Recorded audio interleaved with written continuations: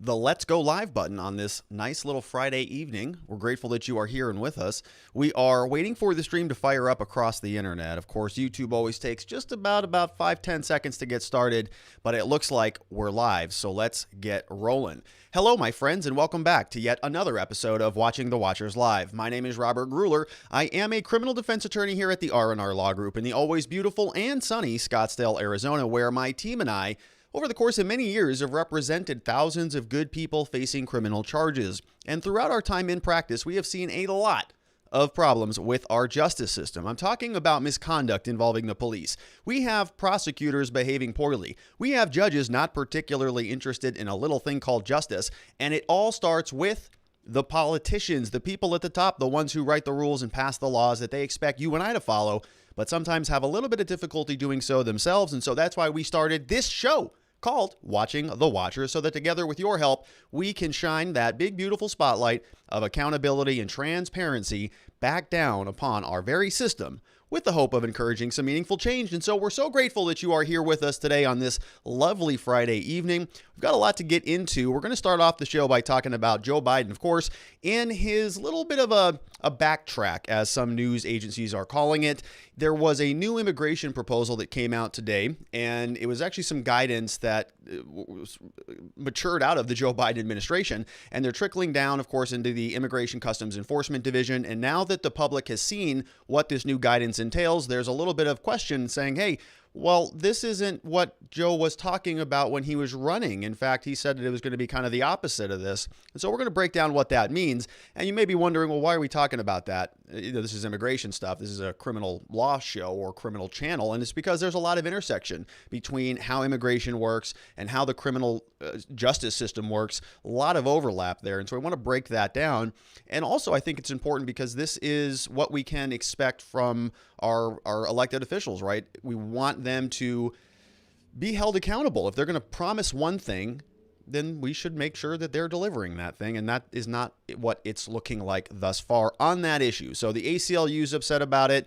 We've got just a whole slew of feedback on what is going on with the immigration proposal. So we'll go through that. Then we're going to talk about some of the news that is stemming from the Capitol Hill Riots. So there are 6 U.S. Capitol Police officers who are being disciplined now, suspended with pay for their involvement in the Capitol Hill Riots. And we want to break down what that means. There are another 29 officers who are still under investigation. And so we're seeing if we can sort of piece together what happened there on the Capitol Hill riot day, January 6th, where many of us were sort of observing that a lot of the officers were kind of just opening the barricades, letting people come on in, saying, you know, I don't agree with you, but I respect you. And some of that type of commentary, and it sort of felt like there was a stand down order or something was a little bit awry there. And so we're going to see if we can get to the bottom of that. We're also going to take a look at a proposal out of Baltimore. We talk a lot about criminal justice reform here on this channel, and an activist out of Baltimore is now having an idea, a little bit of a solution is being bandied about, that she wants to, in fact, pay people not to kill other people. And so there is some precedent for this, actually out of Richmond, California, from a 2016 article. So we're going to break that down. Is it likely that we're going to be paying people to not kill each other? Well, I don't know. So we're going to look into that story. Then we want to do a little bit of an update. Some time ago, I think back in September of last year, 2020, we talked about a guy named Jason Ravnsborg, who is the Attorney General out of South Dakota. And he was in an accident, hit and killed somebody. There was a lot of suspicion of DUI, but he wasn't really investigated according to what an ordinary person would have been investigated, or how they would have been investigated. And so we now know that he's being charged with a certain number of crimes. We're going to break down what that story is. And then we're going to save the bad Popo for the last part of the show. It's Friday, so we'll end the show with a little bit of bad Popo. We've got somebody out of Georgia, and we have somebody out of Des Moines. So we're going to get into all of that. Before we do, want to invite you to subscribe to the channel, of course. If you're not a regular, we do go live every day of the week, every weekday at this time, and we'd love to have you be a part of the show. We are going to go through some slides. Those slides are available over at our channel over on locals.com/watchingthewatchers. And if you want to ask a question, the way that we're doing the show now, we're going to break it up into segments. So we'll go through some content, then we'll answer questions, and then we'll move on to the next segment, and then we'll answer more questions. And so the questions are sort of tied to the stuff that we're talking about. It makes a little bit more sense that way, don't you think? And so If you want to ask a question, the way you do it is you go over to locals.com/watching the watchers. You become a supporter of the show, and then you're free to ask a question in the show thread. So we hope to see you over there. Watching the Watchers is the name of the group at locals.com. All right, so let's get into it. The first story that I wanted to mention was just Joe Biden immigration story. And apparently nobody's really happy about this. So there were new ICE guidelines that sort of are being categorized as an entire backtrack of the Biden administration. So let's take a look at this article over from lawandcrime.com. It says this new guidance is a complete backtrack from a 100-day deportation moratorium that was promised, and it expands enforcement priorities. Now, I want to just point out a little bit of a high-level observation here. So I want, this is from a website called lawandcrime.com. I read a lot of them, and I think they tend to sort of lean to the left a little bit, like a lot of publications in the law do. Nothing wrong with that. And so I try to read from a number of different sources. But when you see something that is typically left-leaning that comes out and is also upset about it, then you know it's kind of a big issue. And we're going to compare and contrast this story, or some of the information that we're going through here. We're going to have reaction from the ACLU. We're going to go through some specific statements. We're going to look back at the Nevada caucuses. But I want to show you this sort of characterization of this versus the Washington Post. Okay, so we're going to go through both of them, the same story, or the same incident, right? ICE guidelines that are being released from the Biden administration. We just want to look at how different news agencies are reporting on it. What lens are they applying to the facts of the case? So we're going to start with lawandcrime.com, and then we're going to save the Washington Post for the end. All right, so once again, the Biden administration has deported several hundred immigrants since taking power over the federal government. Those deportations are ongoing. On Thursday, the Department of Homeland Security formally backtracked from President Joe Biden's pledge to halt deportations during his first 100 days in office. Acting ICE Director Tay Johnson told ICE employees on Thursday that recently confirmed DHS Secretary Alejandro Mayorkas would issue new enforcement guidelines within the next 90 days.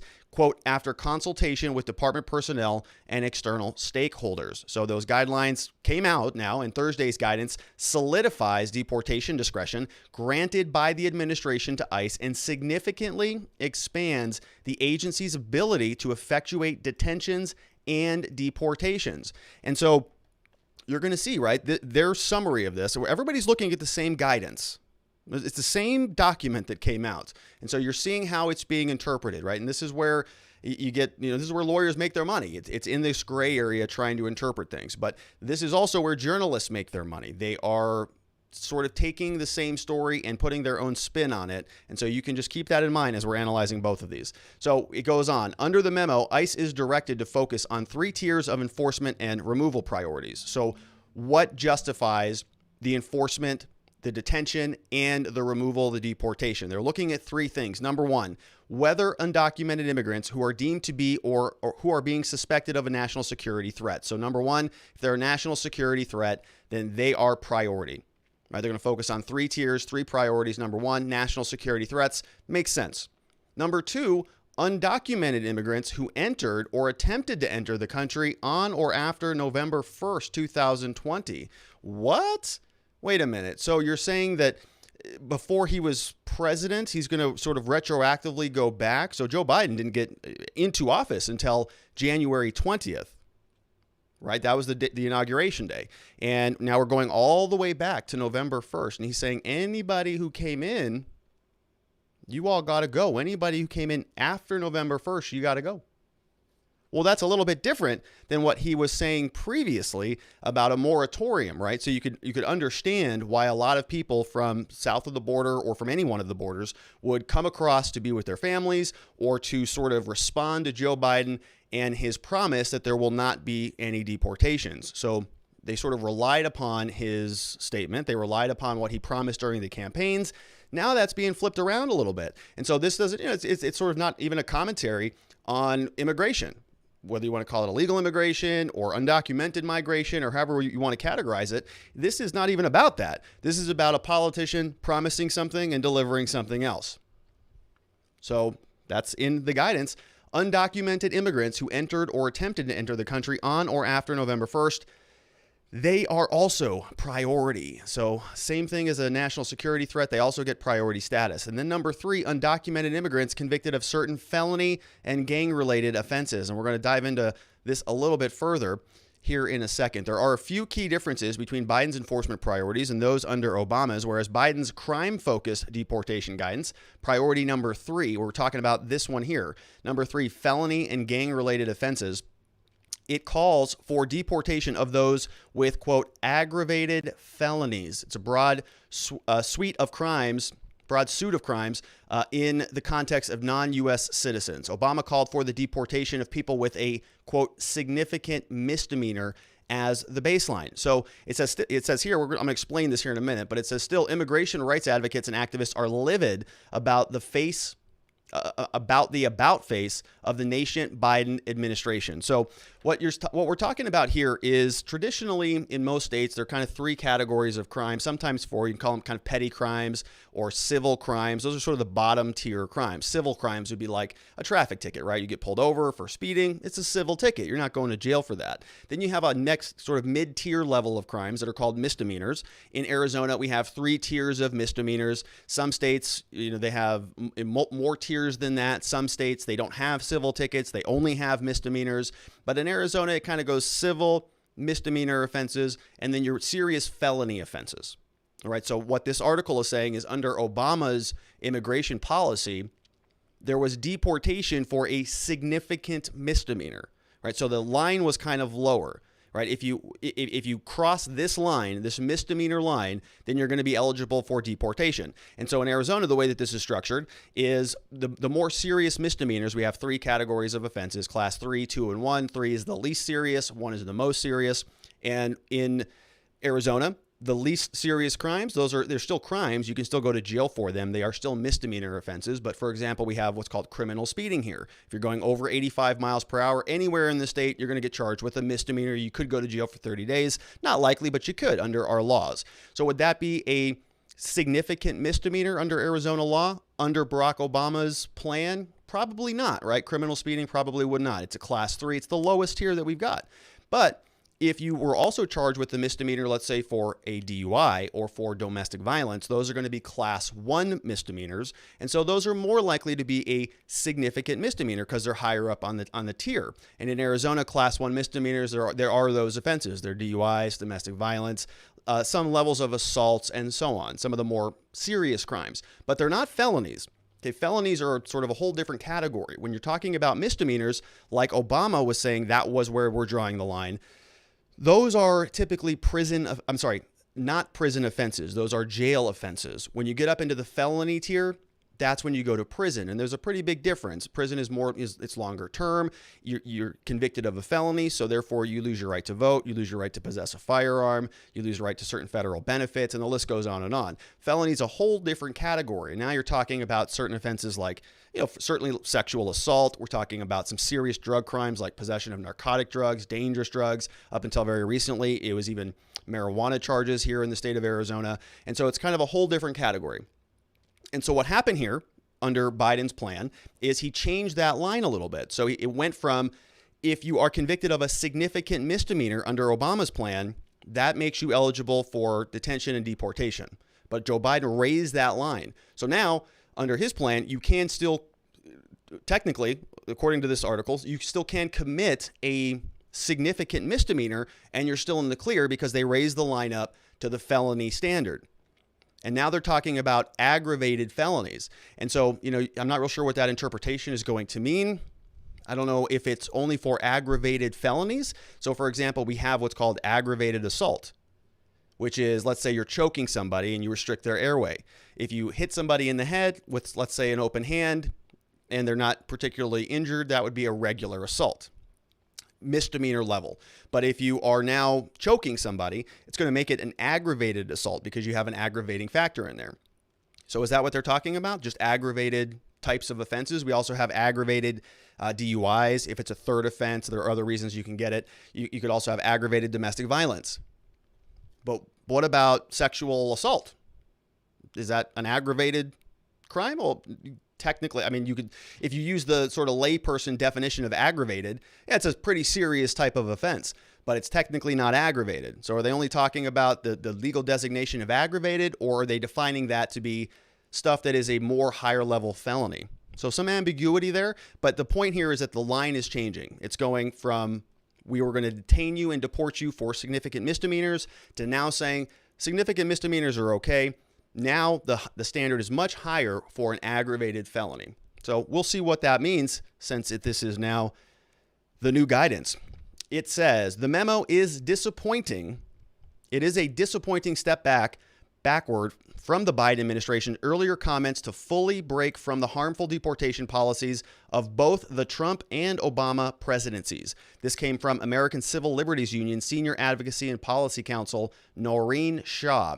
She said, "We expect better from the Biden administration. We believe this memo only makes it easier for ICE to detain and deport immigrants, a clear backtrack from President Joe Biden's campaign promises and earlier executive orders," said RACES, the largest immigration legal services nonprofit in Texas. So we got two quotes, one from the ACLU, one from RACES, and they're both saying this is not in alignment with his campaign promises. It's a clear backtrack, and they expect better from the Biden administration. So we're going to continue to go through it, and then we're going to go back to what Joe Biden said, because, did he really promise this? Is this really something that he said on the campaign trail? People say a lot of things, but was he unequivocal about this?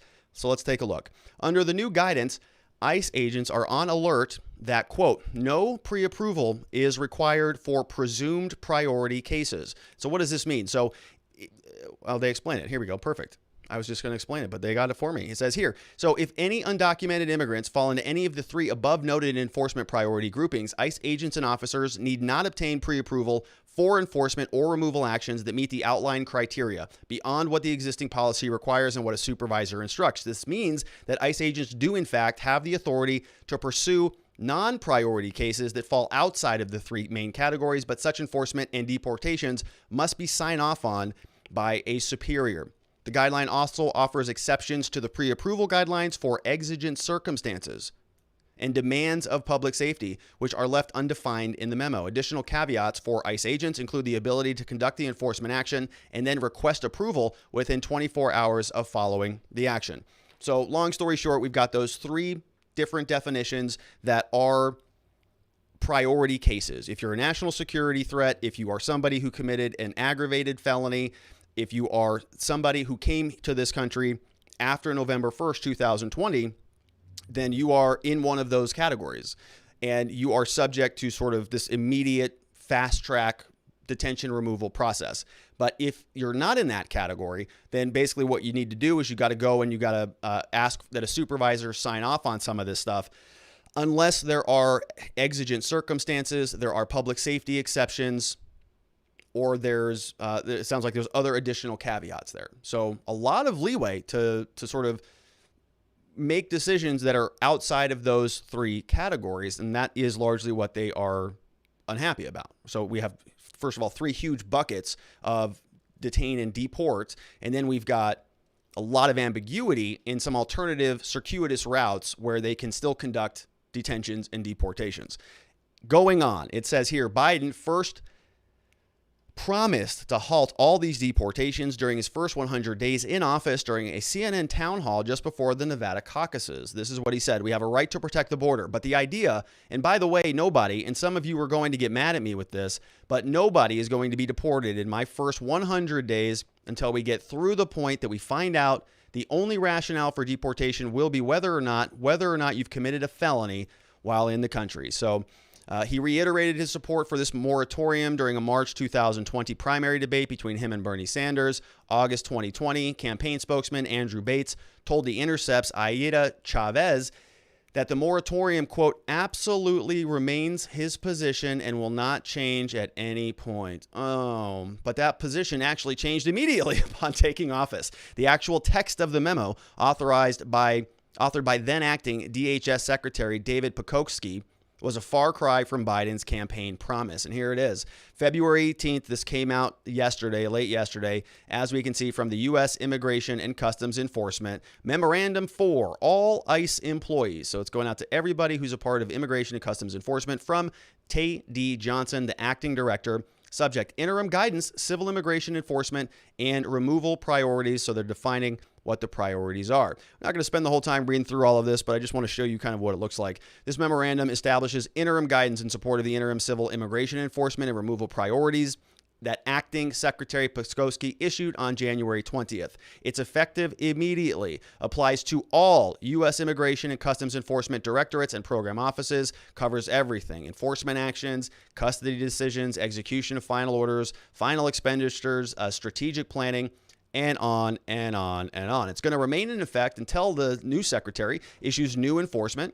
They're going to issue new guidelines only after consultation with leadership and the workforce of ICE. So he anticipates issuing these guidelines in less than 90 days. So, well, first of all, we'll see if this is sort of fast-tracked, right? So maybe this is the opening offer, and they're going to go and very quickly meet with leadership and workforce to determine that suddenly they can sort of fudge around the edges a little bit. But it sounds like they're also meeting with specifically DHS, ICE, and U.S. Customs and Border Protection. So if you do meet with those agencies, of course, they're going to say, yeah, I mean, if what we're doing is probably pretty good, right? We got to actually enforce the border because we are part of Customs and Border Protection. So that's kind of our job description. So yes, we need to continue doing these things.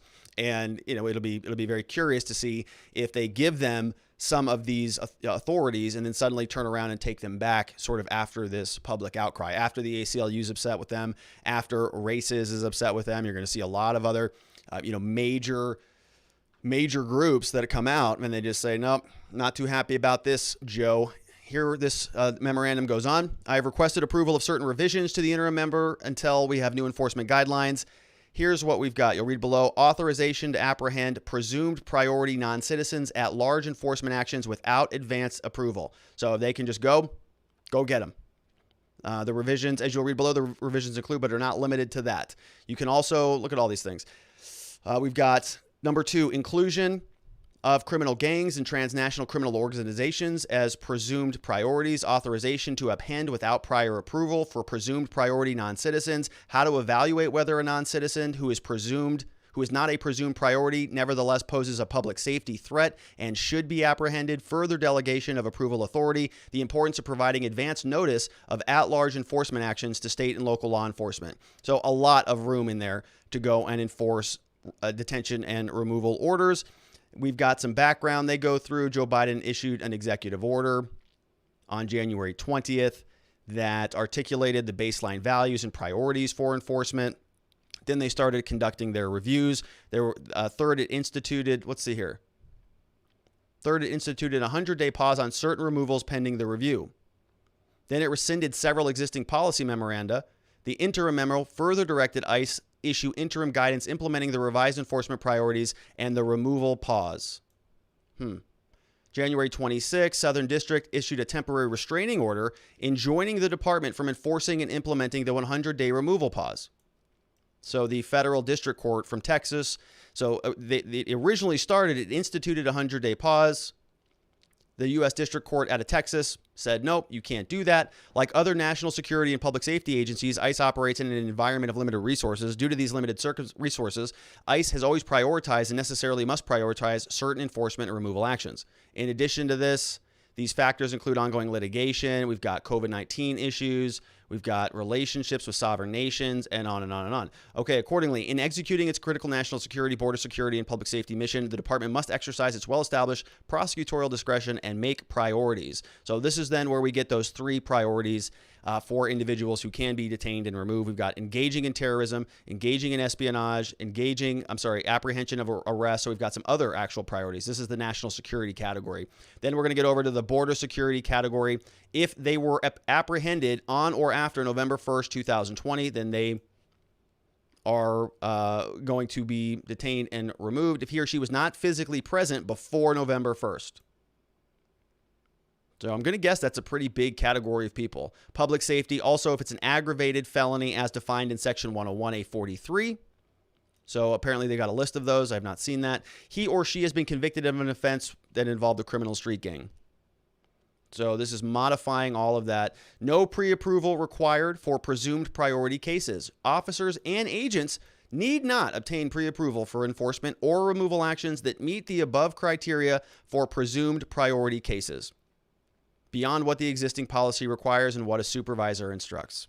So it's just follow the policies, right? So they have a ton of discretion. As long as it fits within one of those categories, then they can go and just initiate proceedings and detain and remove individuals who are not citizens of this country. Now, the ACLU is not happy about it, and I saw this morning, and then I got into the office today, and Nick over here from our office brought this story to my attention as well. And so, sort of everybody was looking at this going, what? This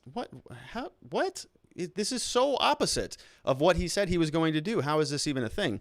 And the ACLU is calling that out. Senior Advocacy and Policy Council issued the following statement. This memo is a disappointing step backward for the Biden administration. Earlier commitments to fully break from the harmful policies. We already read that. The interim enforcement priorities detailed today import the injustices of the criminal legal system and will lead to continued disproportionate deportations of black and brown immigrants. Priorities use sweeping and overbroad presumptions of the threat that have for decades resulted in bias profiling and harmful immigration consequences for black and brown people, including Muslims. The priorities presume that all recent border crossers are threats, in total contravention of President Biden's commitment to ensuring that people seeking asylum are treated with dignity. It goes on, we expect better from the Biden administration and believe that the next 90 days will continue to reaffirm the need to force ICE to downscale its operations, including by ending ICE programs that tap state and local law enforcement for immigration enforcement, such as the 287G program and the use of ICE detainers. We demand accountability for the unjust arrests and deportations that ICE officers and their local partners will inflict on immigrant communities until DHS further reforms. At a time when black immigrants are being deported, including to the lethal situation in Haiti, the Biden administration must not hesitate to put real limits on ICE as it works to undo the chaos and cruelty of both the Trump and Obama administrations. The Biden administration must fully break from the racist, and unfair policies of the past. That's pretty close to calling Uncle Joe a racist. Look, if you're not fully breaking from the racist policies of the past, if you're still kind of perpetuating those of the racist Obama policies and the racist Trump policies, then is Uncle Joe racist now? Oh, boy. Well, according to the ACLU, they are, and the ACLU is not happy about it. Now, as I mentioned, sort of one of the most interesting parts of this whole story is how the media is reporting on it, right? And obviously, that's not more interesting than the probably tens of thousands of people who are going to be deported according to Joe Biden's new orders. But it is still very interesting from somebody who is sort of an outside observer. We don't do any immigration law here, but there is crossover between, of course, criminal law, right? If ICE is using local law enforcement to help sort of round people up, if they're charging people or if they're stopping people for traffic stops and they check their status and now they're being charged with a crime, now they're held in the criminal justice system. And then from there, there's an ICE hold. And so there's a lot of complexities between dealing with the federal government, the ICE program, and local jails and local facilities. And you've got, these complicated interfaces, and it's a tricky sort of minefield when you're trying to navigate some of that stuff. So, this is going to, of course, lead to more people getting picked up by the police, more people being held in detainers, more people sort of, hanging out in jail cells waiting for ICE to come and get them. And so this is going to have a pretty big effect throughout the entire country. Obviously, I'm going to guess that there are a lot of people who came across the border, especially after Joe Biden won, after we confirmed that, sort of the popular confirmation at the time was after November 3rd, it was looking like Joe Biden was going to be the next president. Now, there was a contingent here in the country that thought, well, maybe not, maybe there's going to be some ongoing litigation and this will flip course at some point in time. But generally speaking, I mean, the national media, the corporate media in this country and throughout the world was sort of coronating Joe Biden before the electoral votes had been counted, and they were presuming that he was the president, which turned out to be true. So from November 3rd up until today, you would imagine that there were a lot of people who saw that and were listening to his promises that there's going to be a moratorium here. We're going to bring back all of the compassionate type of immigration policies that he's been promising throughout his campaign. And suddenly, not so much, actually. If you're here and you came over here after November 3rd, sorry, you got to get back out of here. So we'll see where that goes. But now we just went through everything, right? We just saw what Law and Crime reported. We just heard a quote from RAICES, RAICES, which is an organization. We also heard from the ACLU. Not happy about it. But when you go over to the Washington Post, I can't even tell the difference between them folks anymore. The Washington Post, this is what their headline says. Biden memo for ICE officers points to fewer deportations and strict oversight. What are you talking about? We just heard from everybody who's on the left, who is really, sort of totally opposed to, stringent immigration policies, coming out and saying this is a ridiculous, stringent, even racist immigration policy, and we're upset about it. So the Washington Post apparently read the same memo, and the original ACLU is upset about it because they're saying, well, it's racist, and they're going to be able to deport a lot of people. There's basically holes that you can drive a truck through that are big enough to justify why somebody would need to be detained and deported. Washington Post reads the same thing and says, no, this memo, the way we interpret it, means fewer deportations and actually stricter oversight. So reading the same thing, two totally different takes. U.S. Immigration and Customs Enforcement officers will need pre-approval from senior manager before trying to deport anyone who is not a recent border crosser, a national security threat, or a criminal offender with an aggravated felony conviction. It's technically true, right? I mean, it is true, but it's just spun the whole different way. Like, this is a great victory to stop deportations and engage some strict oversight. It goes on. According to the interim enforcement memo by the Biden administration on Thursday, the narrower priorities are expected to result in a steep drop in immigration arrests and deportations. Biden officials said the new guidelines, which will be in effect for the next 90 days, will allow the agency to make better use of its resources while prioritizing public safety threats. Isn't that funny?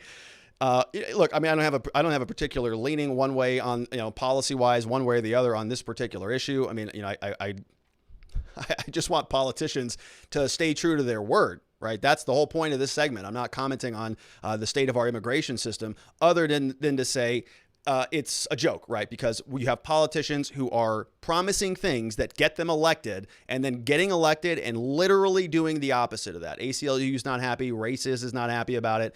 And you still have the Washington Post, though. They are reliable, like clockwork, folks. They will spin anything that they possibly can in order to make the current administration look good, as we just saw here. We literally were reading through quotes and Joe Biden, his own statements from Nevada. But they come out and they just say, fewer deportations and strict oversight. Do you buy that for a minute? We got Aurora's mom says, Aurora's mom 2021 says he hasn't kept any of his promises. I honestly feel bad for Democrats because they believed him. I'm seeing a lot of that. And I just got my haircut today, by the way. And I was talking to the incredible Amanda, and she was saying, I was actually making this point to her. I said, well, what about those $2,000 checks that we were supposed to get? Everybody was supposed to get. Now it's like $1,400 checks, and it also has to be means tested. There was it just goes on and on and on. The list is just nonstop. We also, let's go back to your comment before I spin off into a tirade. Humanity needs to make a comeback either way. Just because they voted for him doesn't mean they aren't just as upset about certain EOs Biden has authorized, mainly reversing the cap on insulin and EpiPens. Yeah, a lot of people I think are having buyer's remorse. The Keystone Pipeline, right? There was these unions that came out for Joe, and he was promising, we're not going to end fracking. Everything's going to be good. Vote for me, Pennsylvania. They did. First day in office, we're going to ban the Keystone Pipeline. Next day, unions come out. We're very disappointed in Joe, and everybody's going, hey, everybody was telling you this, guys, but sorry. I feel bad for him. I really do. I feel bad. I do not want people losing their jobs for ridiculous things, but that's just the nature of the result of elections. Jeremy Matrita says during the second presidential debate, Trump said to Biden he is a politician making empty promises, that Biden was the reason Trump even ran for president.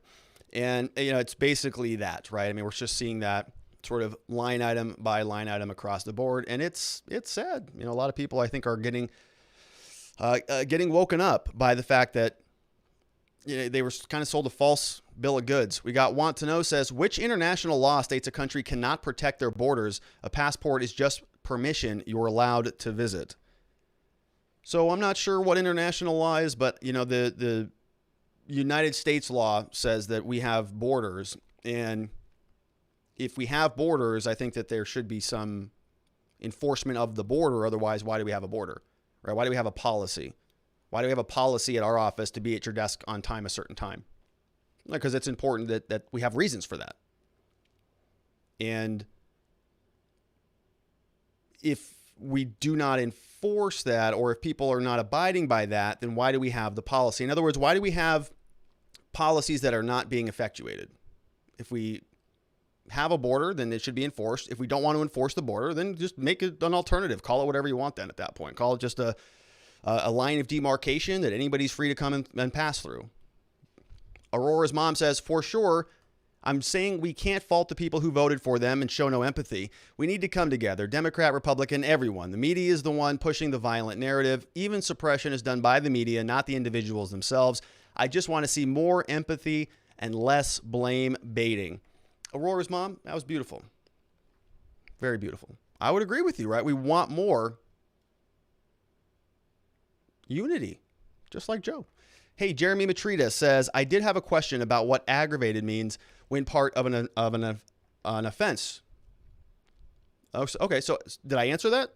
So aggravated means there's some sort of aggravating factor. So let's use a DUI example. In Arizona, first DUI is a regular DUI. Second DUI is a second DUI. Third DUI is an aggravated DUI. And the reason it's aggravated is because you got a third one. That's the aggravating factor. It's a regular DUI with an aggravating factor of 2 priors. You can also get it if you, let's say you got a DUI, you were supposed to have an intoxilizer in your car, a breathalyzer from a prior DUI, and you get another DUI. Doesn't have to be a third. If it's a second offense, but you didn't have the intoxilizer in your car, that's an aggravating factor. That's going to bump it up from a lower level misdemeanor offense up into an aggravated offense. And so aggravation typically means several priors that they'll use to increase the potential penalties on the new charges. Good question. Cody Bear 1 says, Rob, is there any way to stop Biden before he completely ruins the country? Can we, the people, start a class action or just watch the country plumper? Well, Cody Bear, first of all, plumper is a hell of a word. I love that word. I'm laughing at that. Watch the country plumper. So, I'm hopeful the country does not plumper. We cannot sue Biden with the class action. The only thing that you can do is get plugged in, and I say this a lot. It's act locally. Stop worrying so much about the federal government. They're 3,000 miles away from us. They're probably thousands of miles away from most of you, unless you live right there in that sort of DC bubble, which most of the country does not. So, there's a lot happening there, but I think the most effective action takes place locally, where you can see the effects of your elected people in your face because it's happening in your society.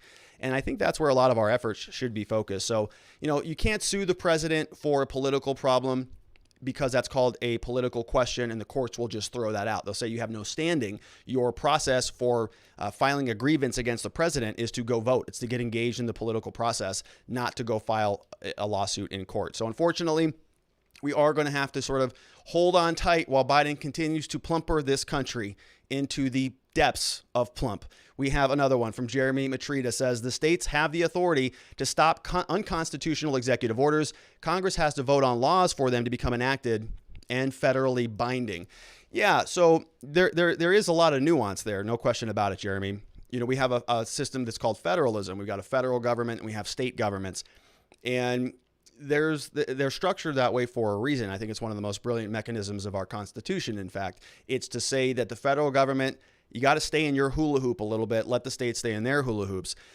Largely what the Supreme Court has done is it really expanded the authority of the federal government through things like the Commerce Clause and through the tax and spend powers, so that now if you're sort of engaged in anything in this world that potentially even theoretically crosses state lines, you're sort of now brought within the power and the purview of the Commerce Clause, which under the Constitution, the federal government does have the authority to regulate. So that's how they will get into smaller states' issues. If you have a widget and you want to sell a widget on the internet, well, there's a possibility that somebody in California, I'm in Arizona, buys my widget. Now I'm engaged in interstate commerce. Now whatever I'm doing is subject to federal regulation. That's sort of a quick and dirty, simplistic analogy. But that's one way that they get their little hooks into you. Now, the other way they do it is through the tax and spend power, right? That you are obligated to be taxed. They have jurisdiction over that. That's why we pay federal income taxes. And they can also spend that. So if you want, if you're a resident of a citizen of a state, then you're being taxed, and if you want to see any of that money come back to you, then they use the power of the purse. They say, well, we're going to give you this federal benefit, we're going to give you this money back, but it's a contract now. It's not a mandate from the federal government. We're going to say, we're going to give you, Arizona, $1 billion to go build a highway, but we need you to raise your speed limits up to 75 miles an hour, 65, whatever, right? And that's how they sort of get states to comply with the interstate travel speed limits and little things like that. So they use the power of the purse to mandate what certain policies are installed in the various states. And because you have to give them your money and you want to see that back, many states and many politicians will comply with the mandates of the federal government. So there's a lot going on there, but it's a very good thought. We have Sharon says, actually, this is good news. It allays a lot of fears about gang members, criminals, etc. I really don't understand about the November 1 cutoff date, though. Yeah, Sharon. So that's one take on it. I think the November 1 cutoff date, I'm not sure why they did that. They went all the way back to that date for some reason. I don't know. We got Cattle Caregiver says, why is the ACLU making this a race issue? Black and brown people. Everything's a race issue. Everything. I don't know why I don't know. But they do everything. We got Cattle Caregiver says, man, mainstream media going from bagging on Trump 24/7 to trying to figure out how to walk this tightrope. This will be entertaining. It is entertaining. It's already entertaining. It's probably just going to get more so. Thank you for that, Cattle Caregiver. We got Tim MCD says, Democrat mantra. 1, create a crisis. 2, never let a crisis go to waste. And we expect that. We expected that, certainly. I think with COVID, I think a lot of politicians were jumping in and taking maximum advantage of that. We got Ma Fox in the house. What's up, Ma? Why did anyone expect Joe to deviate from Obama's policies again? That's a good point, right? I think I was sort of saying that even before the election. Like, Joe Biden is going to be Obama's third term, and it sounds like he's kind of doing that, right? I think Ma's right on track. We've got Cattle Caregiver, who is citing Cat Turd over here from Twitter. Says Joe Biden, 52 executive orders in 3 weeks, 0 new laws going through Congress, and Democrats called Trump a dictator. Yeah, I think it is a lot, right? It's sort of abnormally a lot of executive orders. I don't know whether it is 52 or not, but I think it was sort of abnormally high. I think if you look, and I don't. Truthfully, I'm not too bent out of shape over the executive order thing. I mean, I think it's probably just really, really rapid fire right now. So, I guess my point is, certainly I would like things to go through Congress. I think a lot of these executive orders that Trump was doing, that Bush was doing, that Obama was doing are all extra constitutional. These are all sort of powers that really weren't written into the Constitution, that are delegated to the executive branch. They're just sort of taking what they think is within their purview, and they're just codifying certain things that are not really constitutional into the purview of the executive branch through these executive orders. So I'm not really happy with executive orders anyways.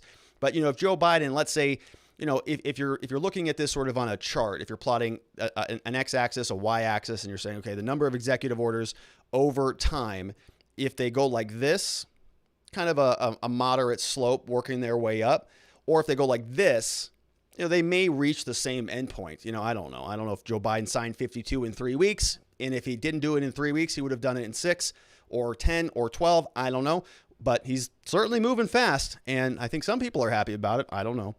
We have Farmer's Daughter says, you have to do your homework when you vote. My family voted based on their hate for Trump rather than Biden's policies. Yeah, and I think that was very prevalent. Okay, most people in my life are the same way. People were very anti-Trump, but they could say almost nothing about Biden. And many of them now are going, this is interesting. I thought suddenly that everything would be better. And look, it's still early in Biden's administration, right? It's still early, and I'm not saying that he should have walked out and cured COVID, right? It's the same thing. I think Trump got a lot of unfair criticism. People were expecting him to sort of, put on his Superman suit and go out there and cure COVID. It's like, you can only do so much here, and so Biden deserves that little leeway as well. But when you have something like this that is sort of as plainly contrary to what he was promising in the underlying campaign, you can't call him out on that, because that's his decision. He made that decision. And this is the same reason I get really critical about some of the criminal justice reform stuff, right? Stop talking about the studies and the groups and the commissions that you're going to install to go and really investigate these issues. We've been investigating them, Uncle Joe. You are now the president. You also have the Senate and the House. So why can't you just go and just put a bill in place, cram it through the House? I have not even seen one introduced yet, but you signed 52 executive orders or whatever it is. So let's get some movement on that. But I'm not holding my breath. If we don't have border security, then why should we screen people at the airports? They're going to find their way into one country one way or another. The same reason you don't want everybody getting a plane and flying to the America is the same reason you don't want them walking in. Yeah, I mean, I just think, yes, if you have a government, it's just like anything, right? If you have a building that you own, if you have a home that you own, if you have a massive property that you own, you kind of want to make sure you know who's coming in and who's not. And so Joe Biden agrees. Apparently, he's going to be putting some pretty strong enforcement in there. We've got ham-handed, says, regarding the stimulus checks, the ones passed in December, my wife received hers in January, but mine is scheduled for May 1st. The only difference is that she is a liberal and I'm a conservative. We both live at the same address, sleep in the same bed, have the same last name, have the same birth month. What else can it be? What? Are you serious about that? Ham-handed? That's very interesting. That would be curious to understand why that's happening. Very, very good question. All right. Well, we've got one more on this segment from Nadarb Lasir. Says, as Scott Adams says, the longer Biden is president, the better Trump will look. Maybe some eyes will be opened. Yeah, I firmly agree with that. I think I said on this show that I think people are going to miss him, right? People are going to miss him. Not a lot of people. A lot of people are just absolutely repulsed by him. But there are people in this country that were sort of kind of on the fence here, and they were expecting this. They were sort of living in this world where Trump was this Hitlerian monster who was just so devastating and destructive, and Joe Biden was going to be just this really competent, return to form, return to American excellence, almost like a Barack Obama type of figure, somebody that you sort of just place your hopes into, and they just seem aspirational and sort of idealized version of what a president should be. People were thinking that about Joe, and he wasn't really around much during the campaigns to show them any differently. But now that he's in there, and now people are seeing him in his performance at a town hall where he's basically talking about the Uyghurs out of China, it's kind of a social norm thing. You're going, that's not what we were expecting. And I know I'm hard on Biden, but it is just so in your face. It's hard not to notice this stuff, especially when it's clear. 100 days, no deportations. Then February 19th, here we are. Start sending them back. In fact, not just the people who come over like starting tomorrow. Go back to November 1st of last year. Go round up all those people as well. And you're going, all right, he got a lot of people who voted for him because of some of his immigration proposals. Those are now being reversed in your face. And we'll see what that does for his administration moving forward, because I think every time this happens, you just continue to sort of shatter the foundation of trust that you've built with your base. And that's going to continue to happen. I think that is largely a consequence of any campaign and any politician who gets elected to any position. They are going to moderate. But stuff like this is just very cut and dry, and people are certainly noticing. All right, so let's change gears. This next story is about the Capitol Hill Police. We've been covering a lot of the Capitol Hill stuff, and a lot of questions are still out there. Earlier this week, Nancy Pelosi said that she wanted to form a new 9/11 style-ish commission to do a deep dive investigation into really what happened there, because there's a lot of, I would say, contentious finger pointing going on. You've got Republicans want an inquiry. Nancy Pelosi wants an inquiry. Capitol Hill Police Chief resigned. We have the Sergeant of Arms all pointing their fingers at one another, and it's just getting a little bit messy. Now we're going to complicate that because there were 6 Capitol Hill police officers who were suspended, and 29 others are being investigated for their role in the Capitol Hill protests. This article came over from CNN. It says 6 Capitol police officers have been suspended with pay. Got to make sure that they get that pay. 29 others have been placed under investigation for their actions on the January 6th riot. A department spokesman said Thursday. Acting Chief Yogananda Pittman has directed that any member of her department whose behavior is not in keeping with the department's rules of conduct will face appropriate discipline, said John Stolness on CNN. CNN also reported in January that the U.S. Capitol Police had placed at least 10 officers under investigation and 2 others had been suspended. And we have that article because I want to go through that one also.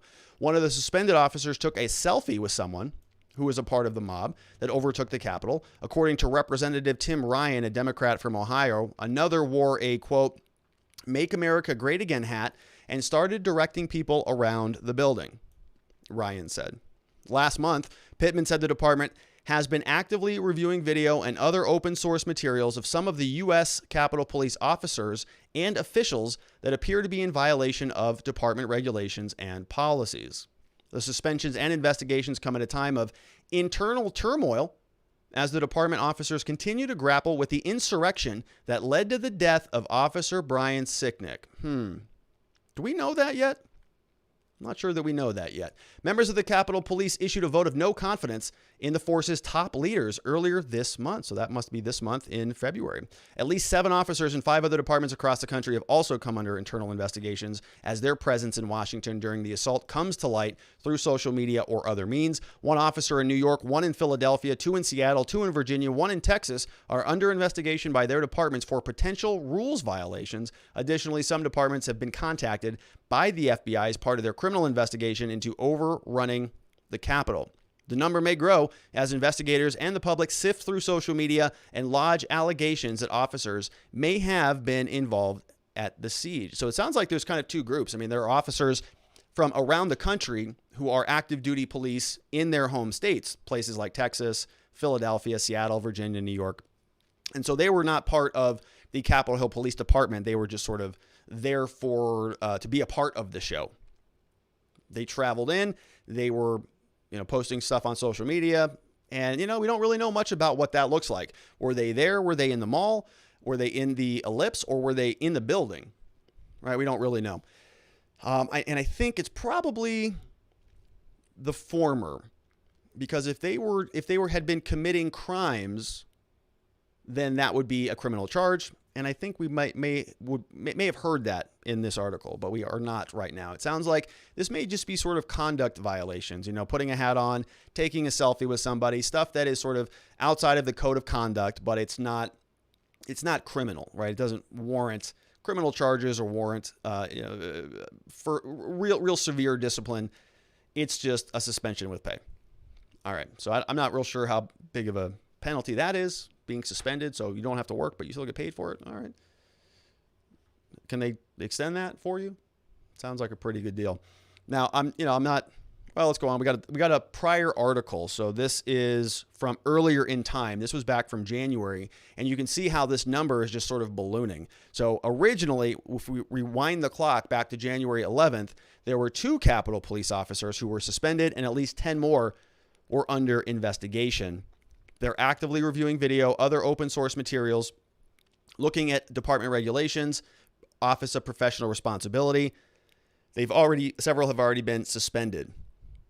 There's a broader investigation that's taking place. This includes, so I was trying to look to see if we could have any more idea. Let's see here. So we've got an evidence. Police departments have said their investigation will hinge on what type of involvement the officers are found to have had in the last week's assault. There's a big difference between walking down Pennsylvania Avenue and expressing yourself and going into a building where rioters push police and hit police and push them out of the way to get in. That will be the question. They just came and they marched versus did they go inside the building and become part of the riot? No law enforcement member has been charged with a crime. And again, that was back from January 11th. So it sounds like, maybe they were just sort of there and they were doing stuff that was, inappropriate if you're on duty, or if you're part of a law enforcement office, but nothing that really rises to the level of criminal conduct. We also have another article over here says Capitol Hill Police, 35 under investigation. And this is the official statement from the department. It reads, "Our Office of Professional Responsibility is investigating the actions of 35 police officers from that day. We currently have suspended 6 of those officers with pay."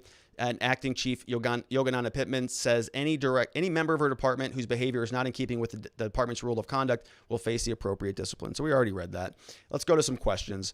Looks like we just got one, kind of a short segment. I thought I was going to spend a little bit more time on that, so we'll just take this 1 or 2 questions if another one comes in. And we got Tim MCD says, I wonder how much the insurrection was, quote, disarmed by the de-escalation of the Capitol Police and the officers leading people through the Capitol.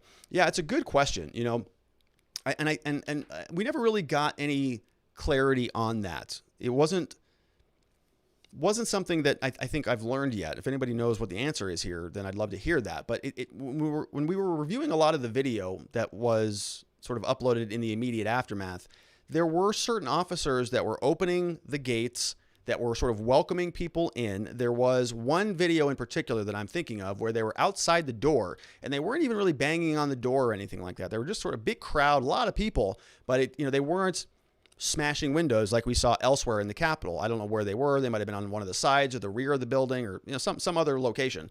And the door just kind of opens.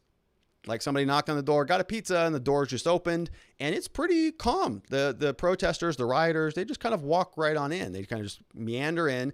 And in that one video, you can hear the officer inside the Capitol who presumably opened the door say to them, I don't agree with you, but I respect you, or something like that, right? I don't agree with you, but I respect your ability to be here, your opinion here, and just kind of let him in. And so the question in my mind was there a stand down order? Was there some chief of police, some acting somebody who made a call and said, all right, look, we are now going to be overwhelmed. We are significantly outnumbered. We have underprepared. We do not have the resources. We do not have enough man and women power here to push back on this crowd. There's literally nothing we can do. So rather than antagonize them, just stand down and let them in. And if that did happen, then you could easily understand and interpret or understand why they would interpret that to be the best course of action. And so some people are looking at that sort of conspiratorially. They're saying, oh, they opened the doors, they were letting them in, they were contributing to this, they were welcoming them in, and then suddenly claiming that it's misconduct. And you could imagine that some people would get caught up in that. Well, oh, they let us in, so this must not be a crime. It sort of emboldens that, oh, this is just part of the tour defense. Hey, we're going to go see the Capitol building today, kids. Get in the van. Let's go take a look. Right. And I think that defense is still a stretch. But the point is, it felt like a decision to me at one point, and we just don't know where that decision came from, who put that in play. And maybe this 9/11 style commission will help us answer that. We'll see. In Baltimore, for our next story, we have activists now who they want to solve the criminal justice problem. We've talked about a lot of solutions here. I've identified a lot of them. Most of my problems, I think, stem from the culture of police departments and law enforcement in general. We've talked about things like qualified immunity, creating a national standard for police misconduct registries so that we can all get access to things, dealing with the public unions to make sure that they don't continually hide and protect bad officers by moving them around departments or by purging their records, on and on and on. Mandatory body cameras. We've talked about a lot of different things here. But one thing that we have not talked about is paying people to not kill each other. I haven't thought of that, honestly. It never crossed my mind until today, because in Baltimore, there is somebody who is making this proposal. A convicted murderer turned community activist in Baltimore has a radical approach to combating the city's stunning murder rate. Pay criminals not to kill. Can't believe I didn't think of that. The controversial idea comes from Tyree Moorhead, who's 15 when he was put away for second-degree murder and spent 18 years behind bars. I can relate to the shooters, he said, who now transforms scenes of deadly shootings into so-called no-shoot zones. Guess what they want? They want money. Baltimore has been wrecked by violent crime in recent years, closing out 2020 with 335 homicides. In 2019, 348 murders.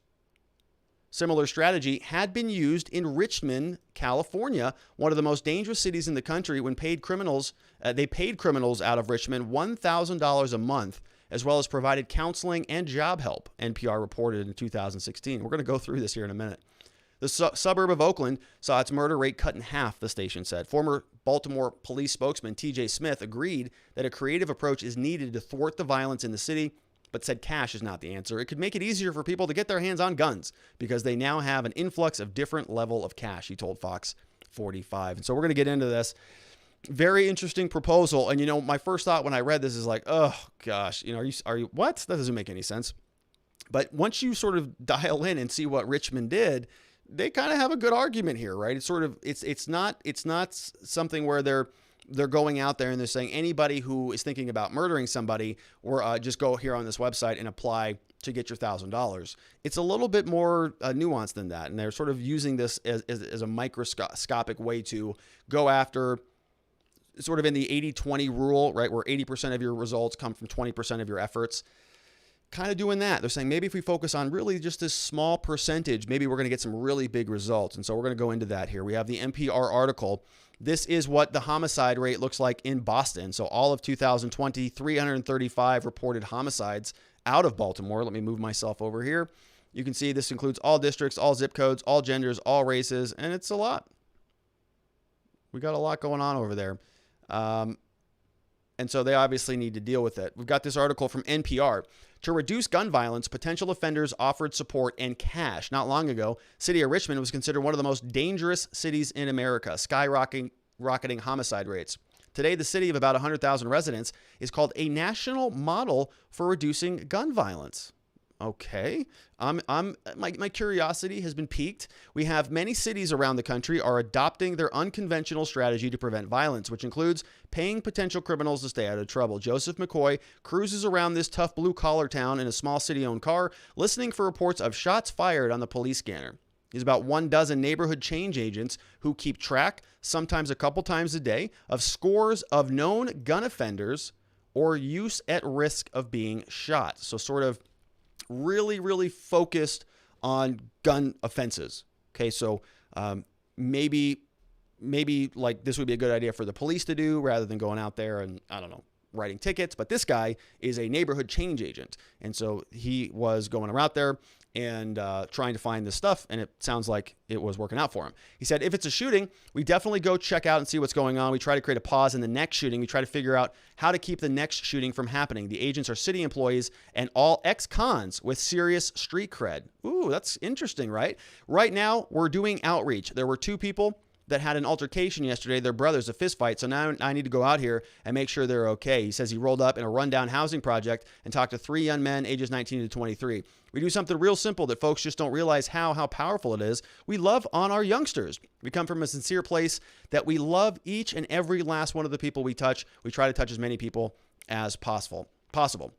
More than just cash for criminals, the street outreach is part of a broader program designed by Devon Bogan, the former director of the city department called the Office of Neighborhood Safety. Bogan was a community activist when he first hired to do something about gun violence in 2007.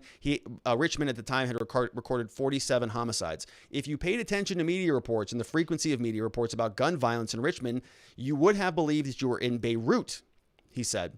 He started the street outreach program in 2008, saw immediate results. There were 40% fewer homicides, but the number of murders climbed again in 2009. Then he made a discovery after he met with local law enforcement. What I continued to hear was folks believed that there were 17 people responsible for 70% of the firearm activity in our city. 17 people. We can do something about that, he says.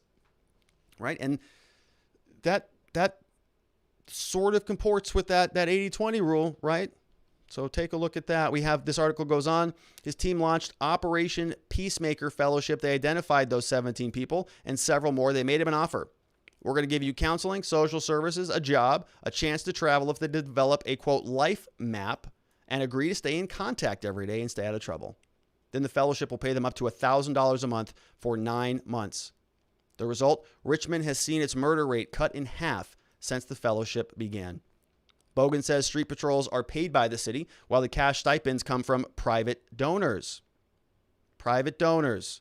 He chuckles when he says the media reports have called his program Cash for Criminals. If you believe that simply paying someone a stipend will reduce gun crimes in the cities where gun crimes are long and loud, you're wrong. We've done something much more comprehensive than that. Replicating the model elsewhere.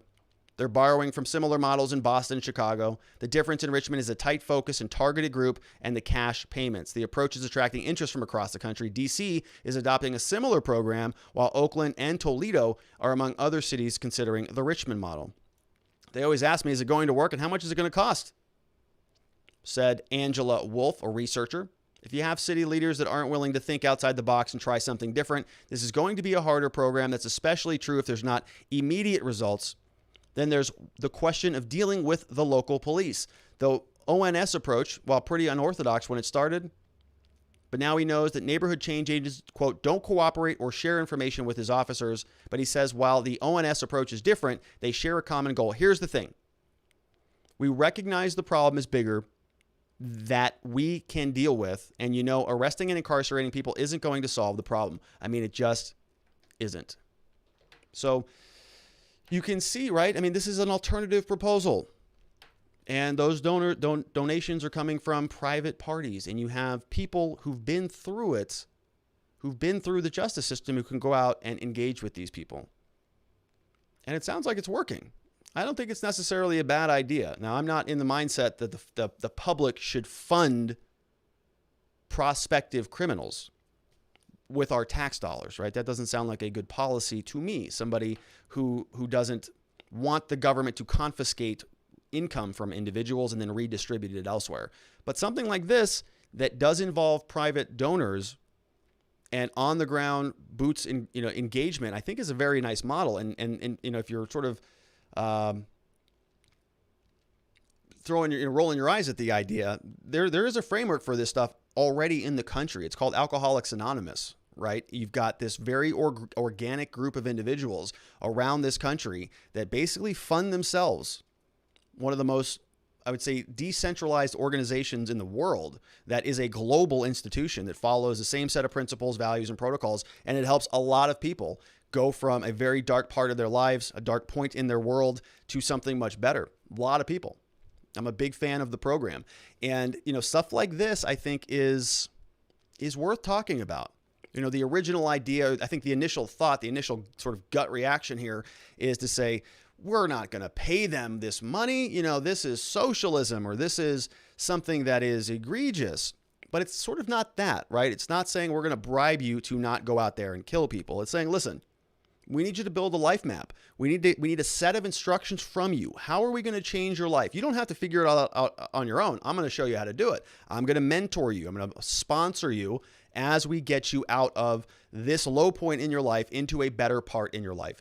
And if you can say, yeah, we're gonna be able to support you with some financial funding for a certain period of time so that you have a place to live, so that you can get back in school. We're going to buy you the basic stuff. As long as you're comporting with the program, then we'll be able to help you with that. We'll be able to fund that for you.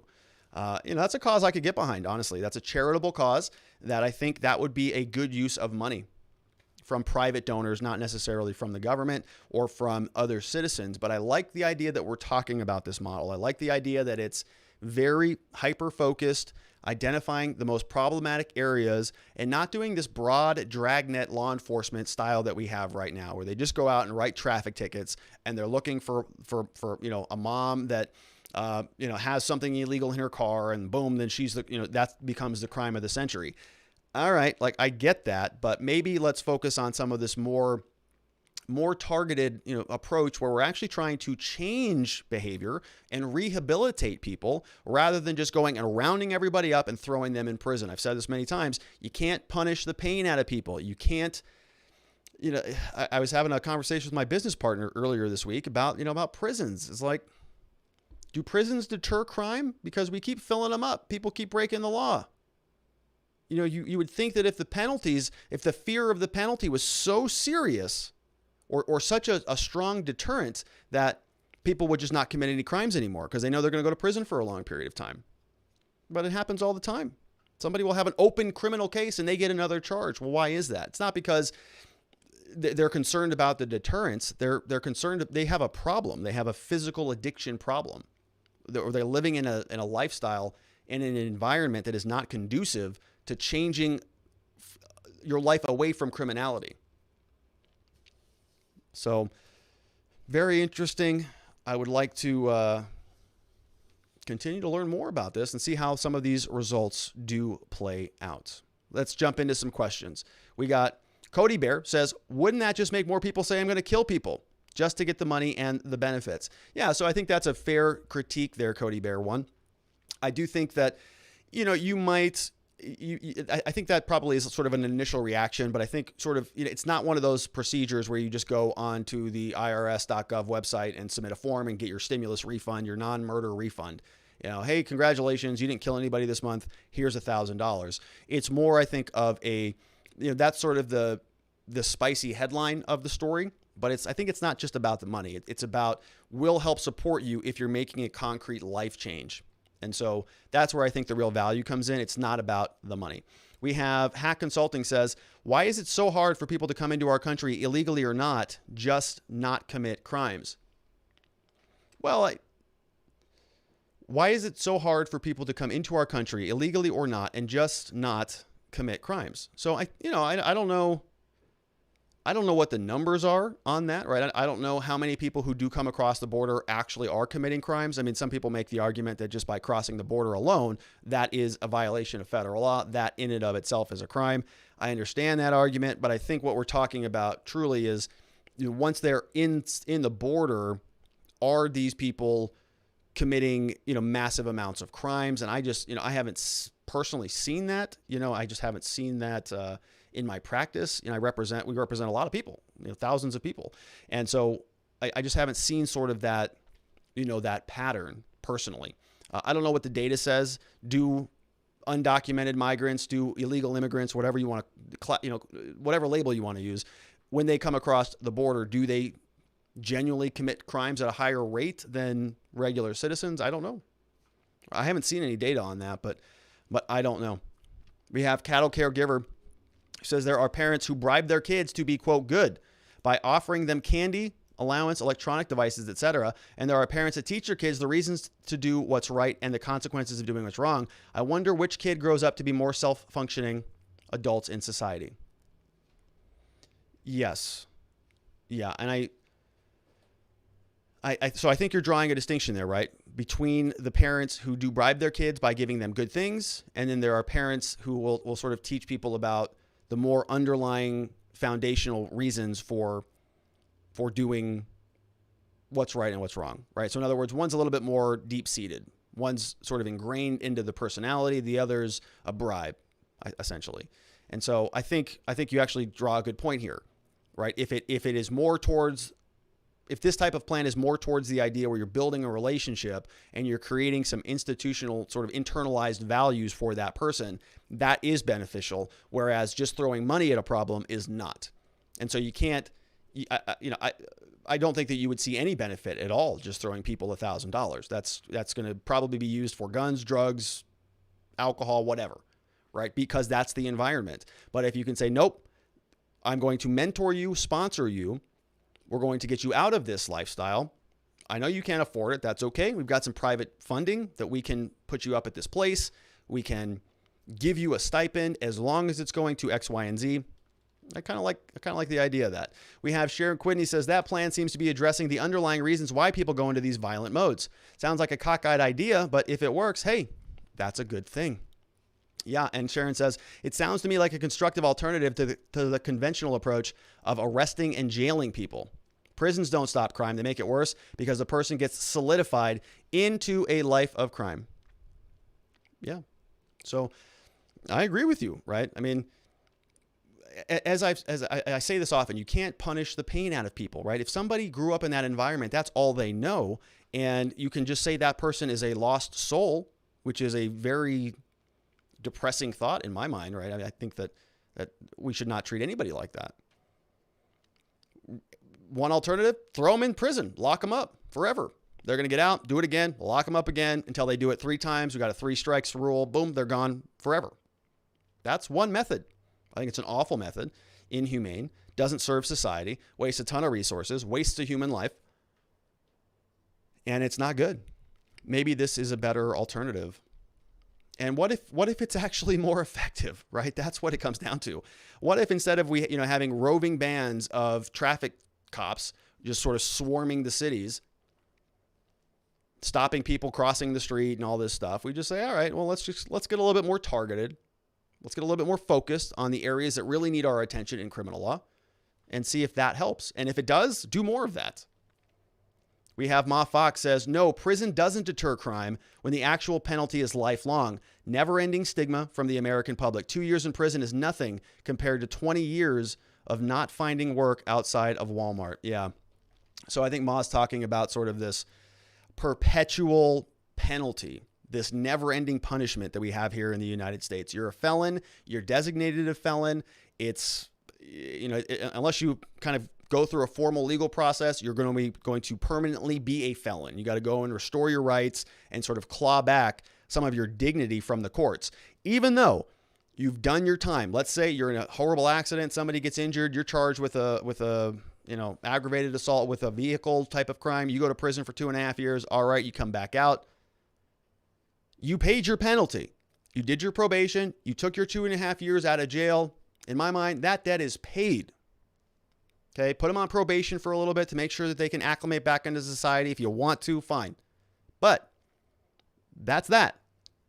But unfortunately, in this country, every time you apply for a job, a place to live, every time you want to go do anything, apply for a federal benefit, go get a loan somewhere, you're a felon.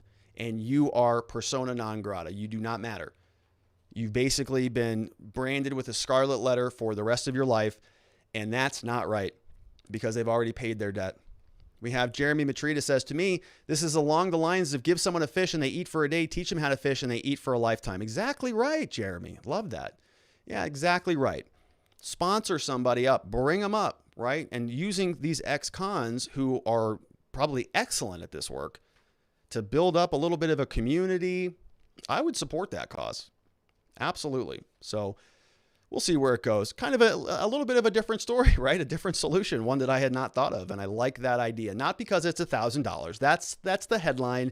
That's what gets everybody riled up. Oh, what? We're going to pay criminals? No. That's just to get everybody's blood boiling at the start of the segment. But then we get into it and it kind of makes a lot of sense, doesn't it? I apologize. Thanks for letting me have fun with that. All right. So our next story. We're turning our eyes back to South Dakota. Now, last year we talked about this guy, a guy by the name of Jason Ravnsborg, who is the Attorney General of South Dakota. Last year, around September, he was involved in an accident and a man was killed as a result of it. And there were some really interesting things that happened here. Now you have the Attorney General, who is the chief law enforcement agent of a state who's in an accident. Somebody dies as a result of that accident. And you would expect sort of a standard investigation, right? You'd expect, okay, well, that doesn't happen often. Typically, that involves driving under the influence or some sort of negligence on the part of the driver. You're swerving off the road. You're on your phone. You're doing something. Unless it's just kind of a random jaywalk. But we're going to get into it. Now, the question here was, did Mr. Ravnsborg go through the same investigatory procedure that you or I would have been forced to go through? Let's dive into the story. This happened last year, but we just got the charges being read yesterday. So he has been charged with crimes, but let's take a look at what they are. This story came over from the New York Times. South Dakota Attorney General charged with careless driving in a man's death. He's been charged with careless driving, but avoided more serious felony charges like manslaughter in connection with an accident in which he struck and killed a man with his car last September. Prosecutors announced yesterday on Thursday.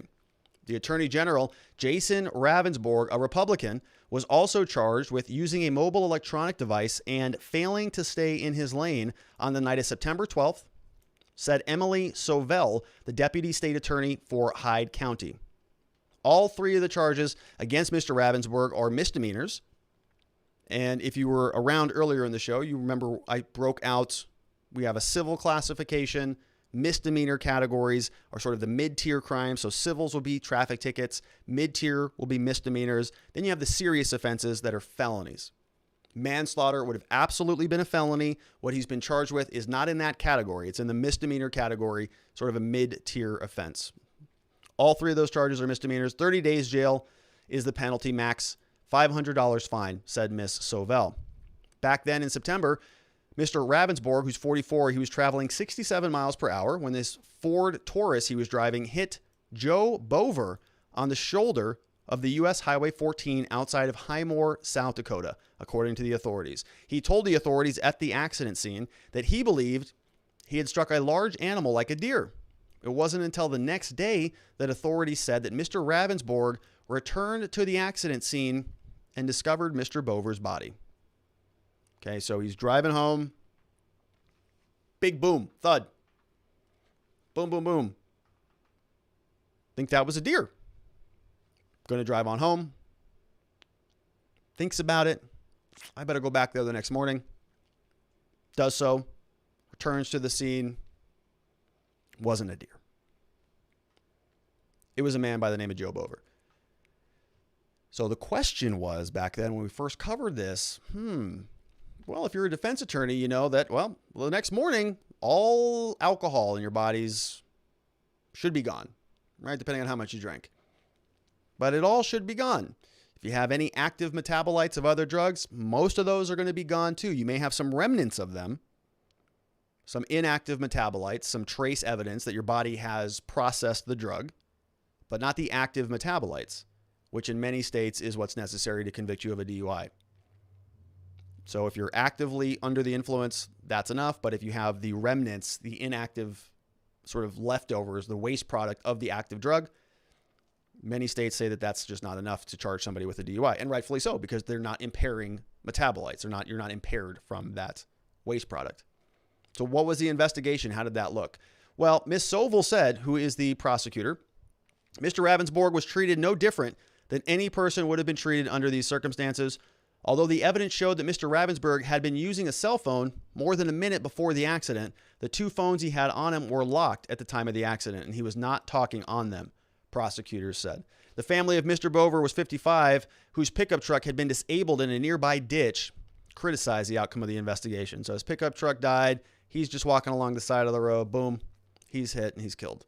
I think he was given preferential treatment, said Victor Nemec, a first cousin of Mr. Bover, said of Ravnsborg in an interview, quote, the state has a long tradition of going easy on their elected officials when they commit wrongdoings. There's a definite good old boy network out here in how the state operates, which is not surprising at all. Mr. Nemec said Mr. Bover's widow was expected to file a lawsuit against Ravnsborg. Mr. Bover, who worked stints as a nurse's aide and at a grocery store, but had most recently been employed in helping his cousin haul hay on his cattle farm. Governor Kristi Noem of South Dakota said on Twitter that she was taking steps to provide greater transparency on the details of the investigation. I think we have a copy of her tweet. Prosecutors said on Thursday that Ravnsborg had cooperated with investigators since the immediate aftermath of the collision, from calling 911 to providing a blood sample the next day for his toxicology results. One more time. He had cooperated with investigators since the immediate aftermath of the collision, from calling 911 to providing a blood sample the next day for the toxicology tests. He also gave investigators access to his cell phones. Toxicology results showed no signs he was under the influence of alcohol or drugs, according to prosecutors. Victim's family had questioned why he was not tested on the night of the collision. Why was he not tested on the night of the collision? Isn't that interesting? It's a good question. We'll never know. Can't presume.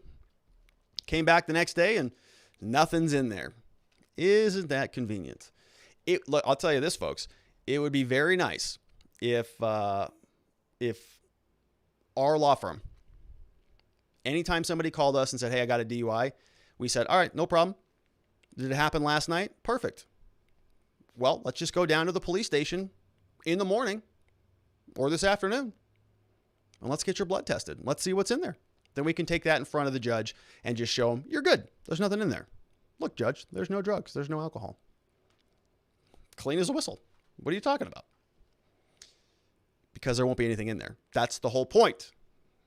That's why they didn't take it that night. All right, we've got this. We've got the actual charging document here, folks. So he was, in fact, charged with 3 crimes. You see here, Jason Ravnsborg, no date of birth, South Dakota. We have a complaint for operating a motor vehicle while using a mobile device, class 2 misdemeanor. Improper lane driving, another class 2, and then careless driving, which is another class 2. So he was using a mobile device. He was driving a motor vehicle in East Highmore City while using a mobile device. Count 2, the defendant did, while driving a motor vehicle on a roadway divided into lanes, fail to drive said vehicle as nearly as practicable within a single lane and did move from such lane without first ascertaining that such movement could be made with safety. And then lastly, the big one, Careless driving. He did drive a vehicle upon a highway without due caution, at a speed or in a manner as so to endanger any person or property, not amounting to reckless driving, as defined in 32.411. So it sounds like reckless driving may have been an actual higher charge, signed off on by somebody over there, Emily somebody at the county deputy attorney's office, submitted February 17th, and notarized. Isn't that interesting? Couple 3 small misdemeanor charges, class 2s. So probably in the middle somewhere. Bover's family's not happy. He said that he was not drinking alcohol. Now, he was at an event. I remember this from the original time we reported on this, that he was, I think, at a fundraising event. So 30 days jail. And there was a question as to whether or not he was going to be arrested. So now that the charges were filed, when charges are filed, they can go and arrest you, or they could send you a summons. And it sounds here like they're just going to send him a summons. They're not going to arrest him. So a judge would likely issue a summons. When asked if the average citizen would have not been arrested or allowed to go about their daily business, Sobel said that they would not have been treated any differently than Ravnsborg. And I actually think that's probably true. That is pretty true. The brother-in-law wants him to have, if he's going to be charged with 3 misdemeanors and there's 30-day penalties on each of those, they want him to have 3 consecutive penalties, right? So that would be 90 days in jail. 30 times 3, 90 days. And I get that right? I'm terrible at math. I think that's right. I'm just kidding. So it is unlikely, in my opinion, that's going to happen. I think they're probably going to run these things concurrently, meaning that let's say he does get convicted on all 3 of them. He's probably going to serve 30 days on all of them concurrently. So they'll run together. So kind of 2 different ways that people get sentenced in these cases.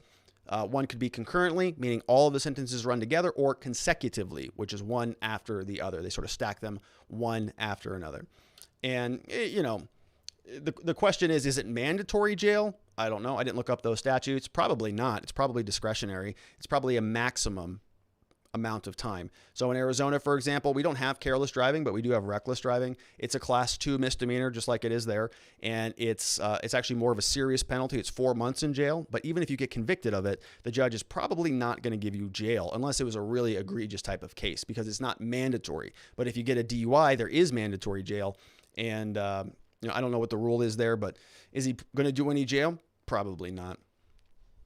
This is what the governor had to say. My heart goes out to Joseph Bover's family. I'm not going to comment on the specifics of Ms. Sobel's decision. I am directing the Department of Public Safety to share additional details of the investigation with the public within the next week. So, and that came out yesterday. So presumably there's going to be more information about this stuff. He's not going to get charged. They've already made their decision. And so that's the end of that case. I mean, to be fair, he was charged, right? He was charged with 3 crimes, but not charged with a more serious manslaughter charge. And probably because it's not justified, because there's no evidence, because he was not tested that night. He was tested the next day. So that's very convenient. We got another one from Ma Fox says, it's a constant fight between criminal defense attorneys and police to race to the defendant first. It is, Ma. That's a very astute observation. Defense attorneys and the police racing to the defendants first. 99 out of 100 times the police are there first, right? Especially in a situation like this. We really, really, really encourage people to call a defense attorney like immediately. As soon as you see the lights go on. If you can get a defense attorney on the phone, that is a good solution, because if the police get there, they will do what they can to not openly prevent you from talking to an attorney, but they'll try to preclude that from happening, because they know as soon as an attorney gets on the phone, the whole investigation takes a different course. Rightfully so, because they're basically asking you to forego a bunch of your rights. They want you to just acquiesce to everything and just comply with all of their requests, even though you don't have to. And there's no penalties for not, right? It's your right against self-incrimination. There are some things you have to comply with and some things that you don't, but they're going to do what they can to get control of the investigation, as they call it, and maneuver it to serve their end, which is to enforce the law, whatever their conception of that is, which is typically to charge people with crimes, right? That's their version. That's what their job is. It's to charge people with crimes. They wouldn't agree with that. They would say, no, we're out there to enforce justice, public safety, and all of that stuff. But those are not the KPIs that they use. Those are not the key performance indicators, right? It's about enforcement. Many cities and states, it's about revenue that they generate. So good point there, Ma. We got Cattle Kill Giver says, didn't he claim he didn't know he hit a person till the next day? That would make taking a blood sample the night of impossible. Also, there was no witnesses. Yeah, I don't think that there were any witnesses. I think didn't he call his chief of staff, if I'm remembering correctly? He called his chief of staff, went over there. So there was some question about why he didn't call the police right away. Why did he call his chief of staff? Why did he spend it over there? Just kind of, kind of an irregular investigation. Or if you're the attorney general, don't you think you'd call the police? Right? I mean, you're the attorney general. This wasn't some random guy. This is the chief law enforcement officer of the state. And if you hit an animal, I don't practice in South Dakota, but I'd guess that you were involved in an accident. You want to alert some authority. Hey, there's a deer in the road back there. It's huge. Didn't call any authorities, called his chief of staff, I think went over there, and then they went back the next day, and that's where they found him. So there could have been witnesses, but he didn't want him there. He could have gone that night and given a blood sample, but he didn't. And he is the attorney general. This isn't some average Joe who's like, well, I don't know. I didn't know I was supposed to call the police. He's the number one law enforcement person in the entire state. So he knew exactly what to do to make sure he didn't get popped, right? Tim MCD says, according to a report I read, he was coming from a political event in Redfield. Witness said he hadn't been drinking at that time. Folks, I'm always going to be skeptical about this stuff. Always. He could very well be innocent. Very well be innocent. But I will always be skeptical of this stuff, right? If this type of situation happened to another non-politician, there would probably be new charges, right? You'd probably have a criminal charge for leaving the scene of an accident, probably absolutely a negligent homicide charge or a manslaughter charge. This guy's getting off easy for killing somebody. Now, maybe that's just how they do things in North Dakota. I don't know. We got Want to Know, says, keep the mouth shut and call the attorney. No one has ever talked themselves out of anything with cops. The best advice Dad ever told me, don't talk to the cops. Shut the F up. Yeah, that's pretty good advice. I think Chris Wiseman actually in over on Locals, which is where these questions come from. I forgot to mention that. They are he actually asked a question about asking us to do a video to give our opinions on whether or not you should talk to the cops. But I think Ma and some others in that comment thread, they basically said, don't ever talk to the cops. And I was thinking, well, Chris, I can't make a video about it because I would just get on here and say, yeah, don't talk to the cops. And you would say, like, ever? Yeah, ever. And scene. That's the end of the video. It's done, right? That's it. No, don't. You will not talk yourself out of it. You might make the cops mad, but you're making them mad because they're not able to incriminate you. So it's worth it. We have Jorgen Johnson says, my father was struck and killed by a texting driver a year and a half ago. The driver was deleting text messages when the police got there. He got 1,000 hours of community service and pays mom $150,000. Yeah, that's a pretty big penalty. I wonder if he was convicted of a crime, probably for that. That might be restitution that was related to a criminal conviction. Restitution. Yeah, we'll see what Ravnsborg gets. I'm not holding my breath that there's going to be any serious repercussions for him. And I think actually after we covered this last time, I got some emails from people who said, "Oh yeah, like you're spot on. That it's ridiculous out there. This just whole blue shield that goes on in that small town or whatever it is." So good questions. We have one more from Zorro on this segment. Looks like, can you say no to the field sobriety test, Zorro? So in Arizona, the answer is yes to that. Now in other states, I don't know, and I can't give you any legal advice on that. But in Arizona, I can tell you yes. You can refuse those. You can refuse what's called a PBT, a portable breath test, or some people call it a preliminary breath test. It's a PBT either way. And that's the handheld test on the side of the road, right? I'm talking about Arizona, not other states. In Arizona, if an officer comes up to you and says, hey, can blow into this thing on the side of the road, it's a handheld device, you can say, no, thanks. I've been advised not to do that. Okay, that's no problem. Will you look into this pen test? Sorry, officer. Been advised not to do that. Okay, well, how about you walk on this line? Just put one heel in front of, nope. Been advised not to do that. Okay, stand on one leg. Nope. None of those. In fact, I'd like to just talk to my attorney right now. Hopefully you have an attorney's phone number in your cell phone. You just, boop. Thanks. I'm going to step right over here. Make that phone call in private. We'll walk you through what to do next. Don't have to do any of that stuff.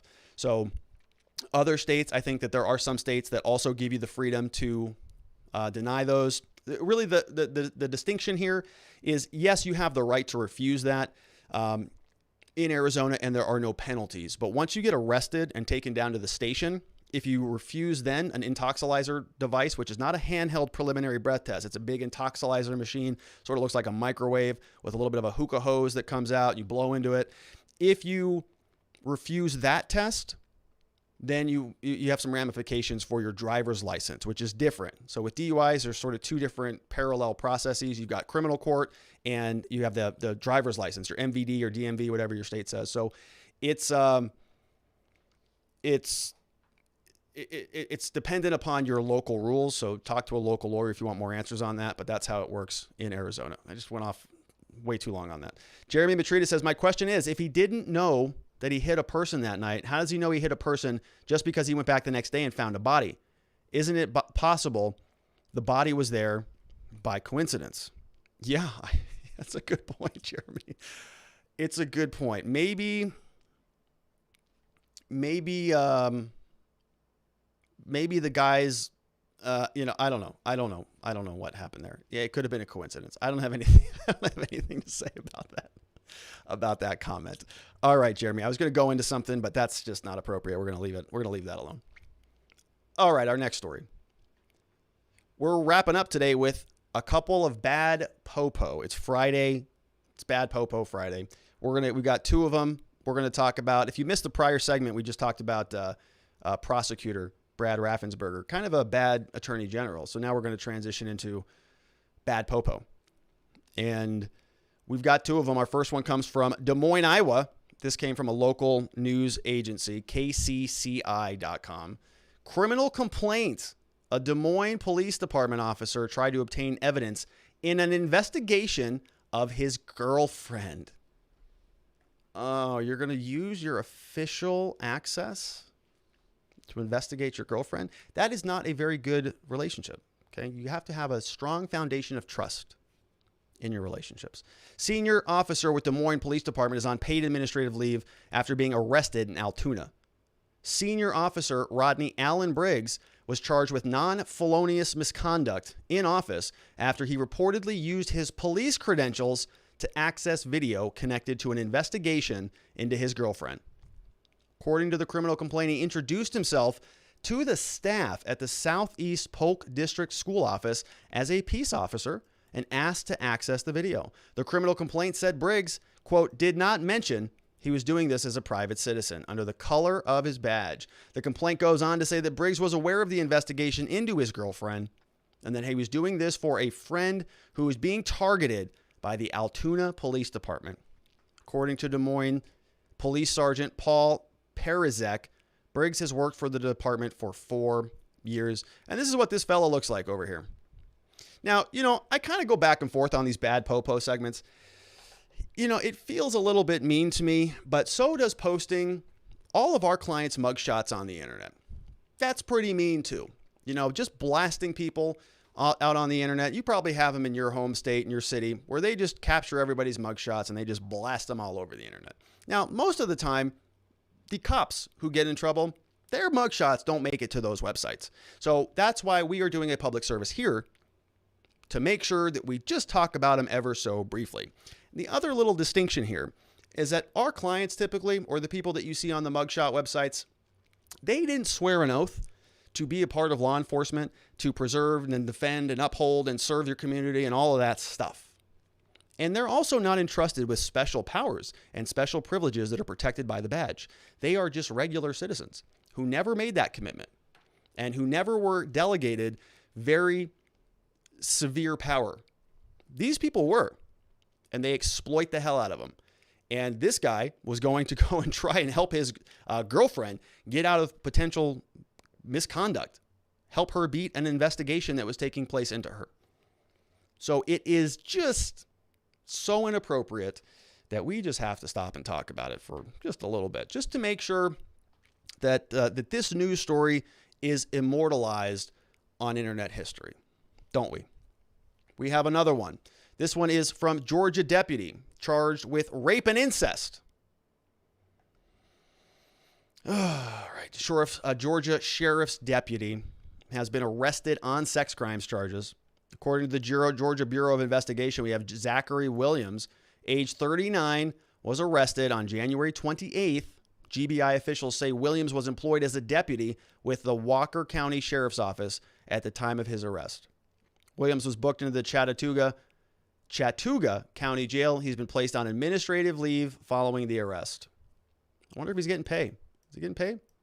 Like those Capitol Hill officers? Good question. So this is Zachary Williams, age 39. Another bad Popo, Zachary Williams. That's a pretty gruesome one. Don't even want to comment much on that. Rape and incest. Okay, well, we'll see what the police unions want to do about that. All right, my friends. Well, that is it for our Friday. We're going to wrap up a little bit early. I want to thank everybody who is supporting the show over on locals.com. Thank you very, very much for your love and support. These people are on the list, and let me move myself over here today. Want to thank Cody Bear 1 we saw in the house today. Sharon Quidney's always here. Good to have you, Sharon. Pinky 2. We got SMK and Joe 78. Seiji Takahara. We got Chris Bean 101. Moving on, we got Cats 59. Rolf 77. B Campy. We got Matt Maker, Jenny Schnookums. We also have Virginia Mary, XN Drew. We got _ Shades, Drew 11. Then we're moving on, and we've got Vice. We've got Big Dog 1111. We've got Ugly Douglin. We've got Get Some Skates, and then we've got a couple new people who joined us over on locals.com. Thank you for doing so. We're grateful to have you here, and we're excited that you're part of the community now. We've got Drag, who signed up. We got Carolina Flying in the house. We have Meta Investigator, like that. We got Adela Van, Addie Lavin, Adelavin. Welcome. We're grateful that you are now part of the Watching the Watchers community. We're excited for you. It's going to be fun. We're going to share some links. We're going to share some stories, meet some people, and have some good conversation over there. So thank you to the 4 of you who recently joined up. We're grateful to have you a part of the crew over there. This is some stuff that is available if you want to head on over there. Of course, you can get a copy of my book for free. Download it over on Locals. We also have a copy of the slides, the PowerPoint slides. Miss Faith is going to be posting those over there.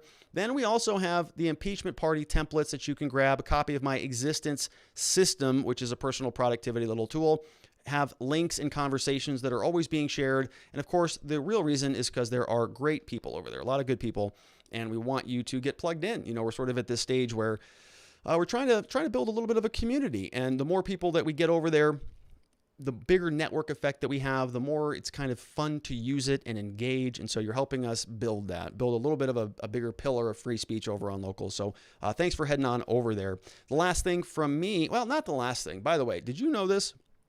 You heard from Miss Faith previously. She came on the program when we crossed 100K. I just learned this. She is in this contest right now. And if you go to her Instagram page, I think you can probably still see it. I think the link is in the description. She's in this contest where she needs votes. And I was kind of perusing through Instagram, and I noticed on there that she's in 7th place. 7th. And I'm thinking, this is a travesty. We can't let this stand. So the last thing that I would ask you, the second to the last thing, to click on Miss Faith's little link there to her Instagram. Give her a vote. You got to be logged into Facebook. I did that this morning. And voted because she is the best chef. And it's sort of, we talk a lot about injustice here. A lot. There's a lot of injustice taking place in this world. But the fact that she is not number one might be the biggest injustice I've ever seen. So I would encourage you, show her a little bit of love. She would never ask me to do this. She's probably over there pounding her head against the wall. But I'm doing it anyways. Because she's awesome. She's a great chef. She's doing good work over on Instagram, and we want to beef those numbers up. So if you have any love, if you have a 2 minutes, click that link. Show Miss Faith a little bit of love. She'd appreciate that. Last thing for me, I'm a criminal defense lawyer. I'm not going to belabor this point. If you know anybody who's been charged with a crime in the state of Arizona, we're very, very good at helping people through the system and getting them outstanding results and making sure that they are not turned into that their lives are not in a worse position as a result of what happened in their lives. We want to help them get better, get back on track, and move things forward. We're very good at it. We'd appreciate a referral if you have one. We'd be very honored and humbled if you trusted us enough to send them our way.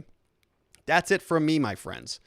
I will be back here on Monday. I do not expect to do a show tomorrow. I have got some other things that have just been on the back burner because I've been so sort of consumed with this digital Bill of Rights. It's been like a fun little thought experiment, but there are some other things that I got to attend to, and I got to do it tomorrow. So I'm not going to be probably not doing a show tomorrow, but if I am, I will notify you in locals, and I'll also update our community page over on YouTube. Other than that, I want to thank you so much once again for being a part of the program. I have a lot of fun here. I really enjoy our time together. Thank you for the great questions. Thank you to Ma. Thank you to Faith. Everybody have a very wonderful evening, a very lovely weekend. I am going to be back here Monday for sure on 5 p.m. Arizona time, which is Mountain Time, 4 p.m. in California, 6 p.m. Central in Texas, 7 p.m. on the East Coast. I'm also going to be poking around on Clubhouse this week. So Clubhouse is a new app that I got. I'm not an iPhone person, but I did get an iPad that allows me to hop on there. It's interesting. I'm going to be playing around with it. I'm not going to be doing much on there yet because I know many of you don't have that particular platform, but it's a cool little app. And so if you want to connect on there, find me over there at Robert Gruler ESQ. Just look up my name and let's connect. That'd be fun. I'm actually listening to a lot of stuff on there, and I want to see how this app evolves because it feels like people are having a lot of good conversations there. So check me out over there. Maybe we can even talk over the weekend. So Clubhouse is a good app. If I don't see you there, I'll see you back here, same time, same place next week. Have a lovely, lovely weekend, everybody. I'll see you on the next one. Bye-bye.